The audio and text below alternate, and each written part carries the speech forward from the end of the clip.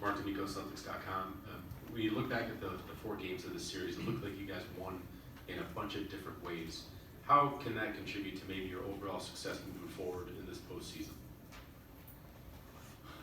Well, I mean, I think the biggest thing is you have to earn it every time you play the Pacers because they play so hard and they play so together. And, you know, that's the number one thing that when you get to the playoffs, if you take your foot off the gas at any point in time, you're in trouble.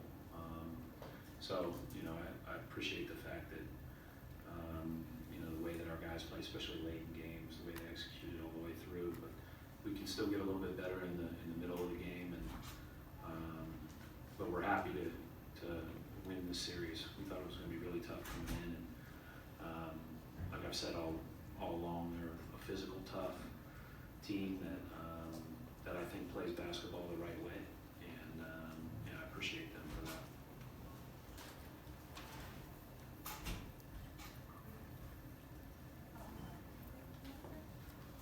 Gary Washington, Boston Globe. Hayward seemed to break out in the fourth quarter, and the meaning for him to come back here completely healthy in front of his home fans and just play well. I mean, you obviously can share that. I mean, what's that like for him?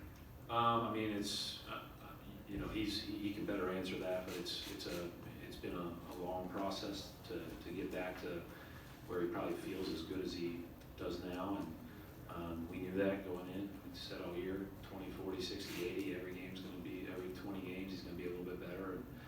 And he was big at the end of the game tonight for sure. That 3-point play kind of pushed the lead out, and then obviously made some shots and made some plays, and yeah, did a good job.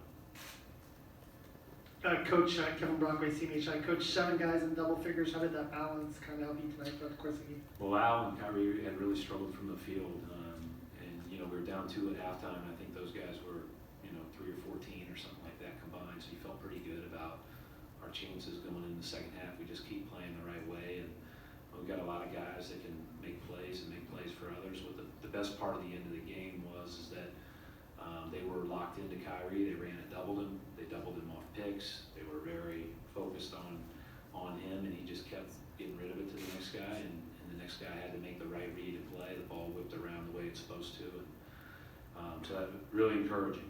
I think we're a hard team to double if you know, if we're really moving it like that.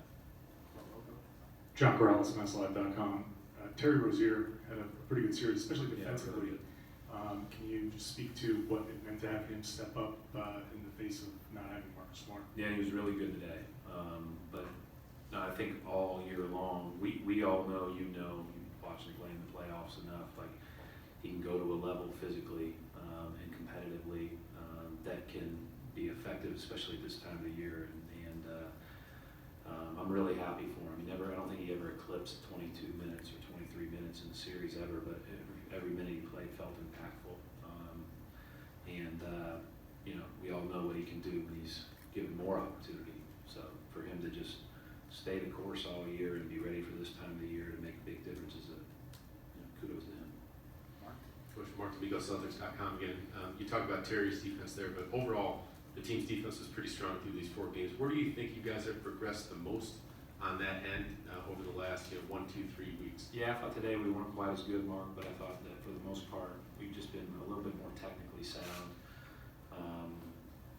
So, you know, I think that's the one thing we're clearly playing with it. You know, there's a lot of meaningfulness on every possession. We're playing the right urgency, all that stuff. Although I didn't think at the start of the second half we were, but most of the 4 games we certainly were. Steve Malpett, Boston Herald. Brad, you came into the year and everyone was raving about your depth. Today's game pointed it out. Really great relief, the shooting you got off the bench. Is that just a matter of tightening the rotation, or just, you know, guys getting the looks today? Well, that's a matter of doubling Kyrie, right? So, which I totally understand, by the way, because he's so good at the end of the games. But if he's going to do that, he just has to make the next right play, and everybody else can do what they do best. But I think, you know, we've talked about our depth as a positive. We knew coming into the year it was going to be a challenge. You know, we didn't always talk about it that way, but it's pretty clear from day one that it was going to be a challenge. But if it all comes together, it can be